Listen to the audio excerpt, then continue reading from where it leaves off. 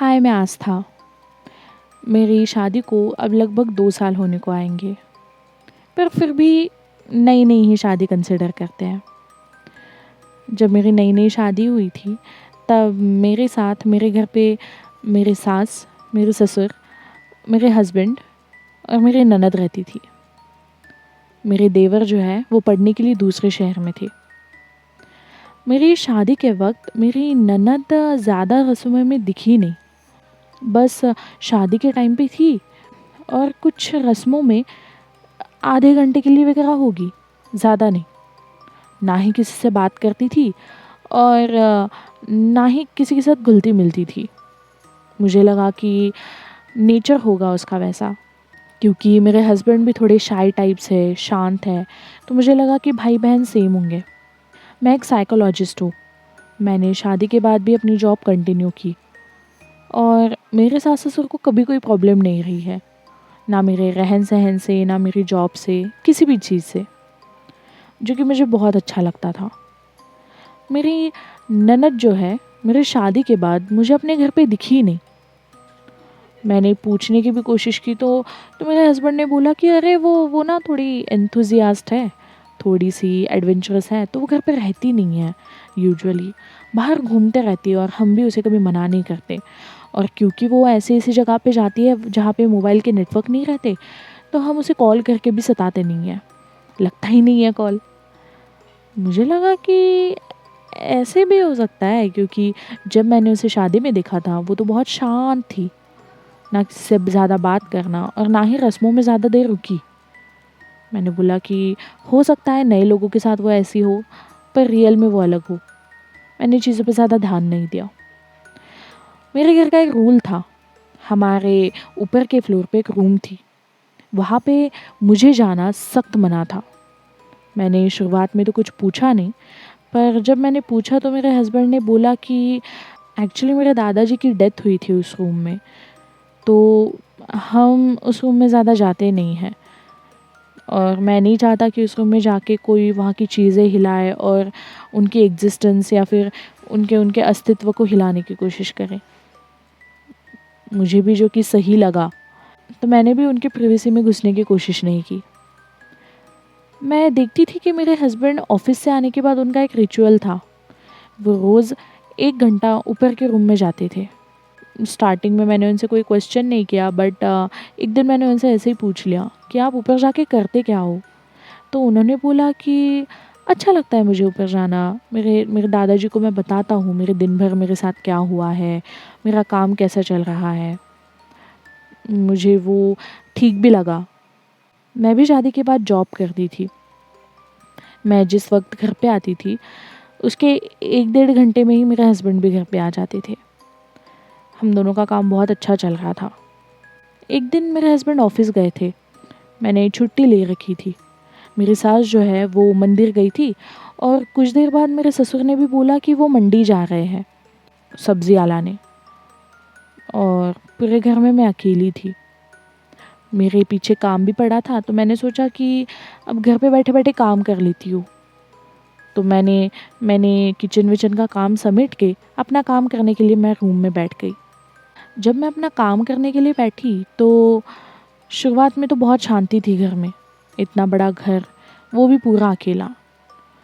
मुझे ऊपर के फ्लोर से अचानक आवाज़ आने लगी, ठक ठक, जैसे कि कोई ऊपर ऊपर कुछ हल्ला कर रहा हो या फिर कोई ऊपर कुछ हलचल कर रहा हो। पहले तो मैं थोड़ा डर गई, पर फिर मैंने सोचा कि शायद से बिल्ली होगी, तो मैंने इतना ध्यान नहीं दिया। मुझे थोड़ी देर बाद फिर से आवाज़ आई। मैंने सोचा कि ऊपर जाके देखते हैं, पर क्योंकि मुझे ऊपर जाना मना था, मैंने वो टाल दिया। मुझे डर ना लगे इसलिए मैं फ़ोन में गाने लगा के बैठ गई। पर जब आवाज़ ज़्यादा आने लगी तो मैंने सोचा कि एक बार ऊपर जाके देख लेते हैं, क्योंकि ये बहुत वियर्ड है।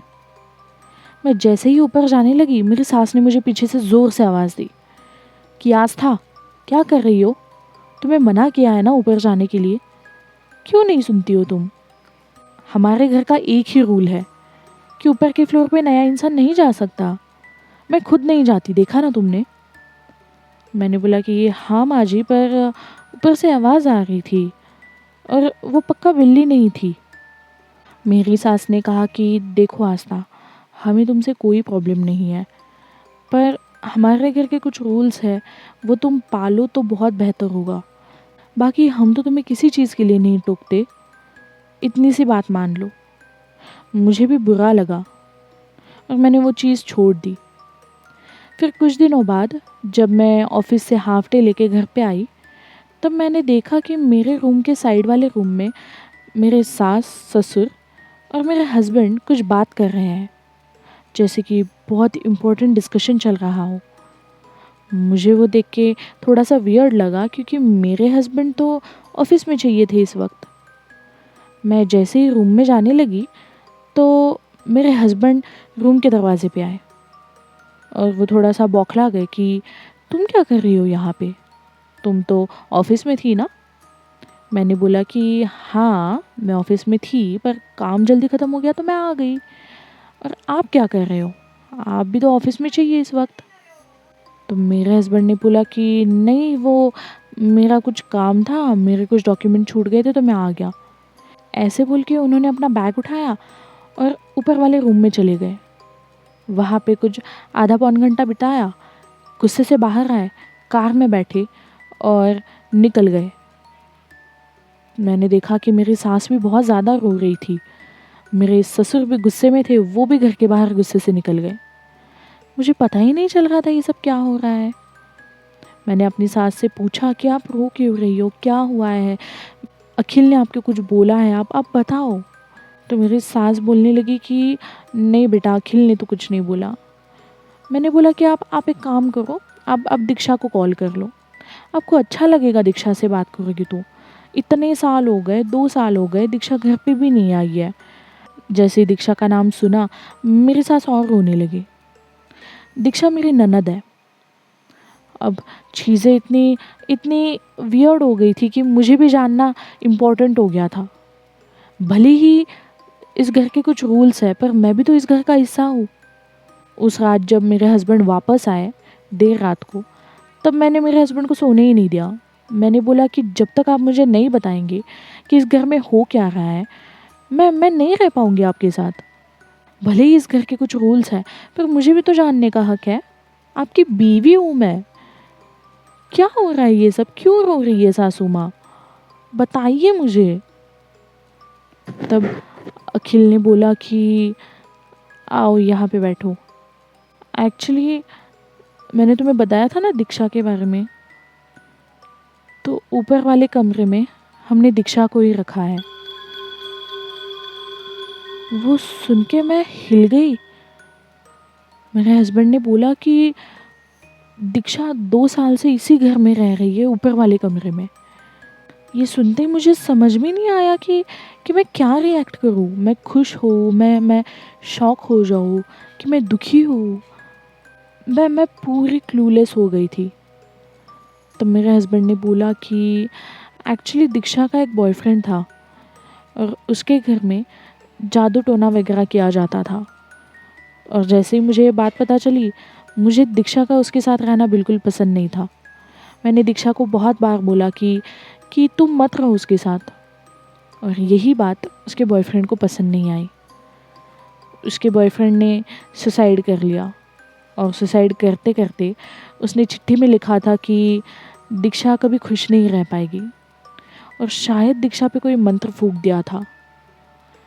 तब से दीक्षा को दौरे आने लगे थे, जैसे कि दीक्षा में किसी का साया आ गया हो। दीक्षा दीक्षा घर में किसी पे भी वार करने लगी थी, इसलिए हमें उसे ऊपर के रूम में बंद करना पड़ा। हमने उसे बहुत साधु लोगों को दिखाया, पर कुछ नहीं हो पाया। और आज मुझे पता चला कि दीक्षा प्रेग्नेंट थी जब वो अपने बॉयफ्रेंड के साथ थी। ये भी मुझे पता चला जब मैंने उसके लेटर्स खोल के देखे, और उसका अबॉर्शन भी हुआ है। यही सब बात हम सब लोग मिलके रूम में कर रहे थे, और तभी तुम आ गई। ये जान के मुझे बहुत बुरा लगा। मुझे लगा कि अगर यही बात मुझे पहले पता चलती थी तो शायद मैं भी इन लोगों की मदद कर सकती थी। मैं भी तो साइकोलॉजिस्ट हूँ, मैं भी तो कुछ हेल्प कर देती। उसके बाद हम लोगों ने दीक्षा को रूम से निकाला दूसरे दिन और मेंटल असाइलम में भर्ती कर दिया। वहाँ पे भी दीक्षा को बहुत तकलीफ़ होती थी। हमसे नहीं देखा जाता था, पर उसके लिए करना ज़रूरी था। मैंने उस दिन अपने पति से ये वादा ले लिया कि आप कभी भी हमारे बीच में कोई भी राज नहीं रखेंगे, कभी भी नहीं।